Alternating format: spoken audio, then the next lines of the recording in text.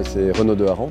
Alors j'ai trois skippers pro avec moi, donc je suis le seul non pro. Mon rôle, c'est d'abord d'apporter le budget nécessaire pour l'ensemble de l'aventure, et ensuite de nous entraîner en duo avec Jonas et Ben, puisque c'est avec eux que je vais naviguer, et d'essayer d'être les plus performants possible. J'ai découvert l'Orient il y a un an et demi en fait, au moment où le bateau est arrivé et c'est localisé à Lorient. On prend énormément de plaisir à y venir, à y s'entraîner. Alors comme terrain d'entraînement, c'est phénoménal. Je ne connaissais pas du tout, mais c'est phénoménal. Je vois une énorme différence d'infrastructure en fait. Tout est disponible à Lorient.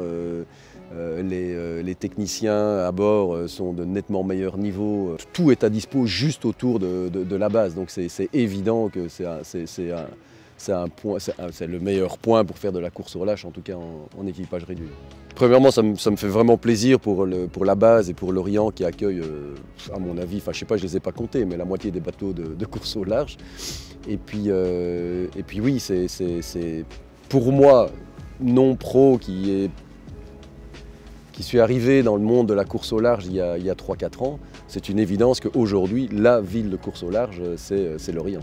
La première fois que j'ai entendu parler de la course Globe 40. J'en ai parlé sur des pontons rapidement avec Jonas, et dès le début, je me suis dit c'est un truc pour nous, c'est un truc pour moi, c'est un truc pour le bateau. Le Vendée Globe fait rêver. Le Globe 40 paraît plus accessible que le Vendée Globe, mais c'est quand même un tour du monde sur des bateaux hyper performants. C'est une aventure en équipe.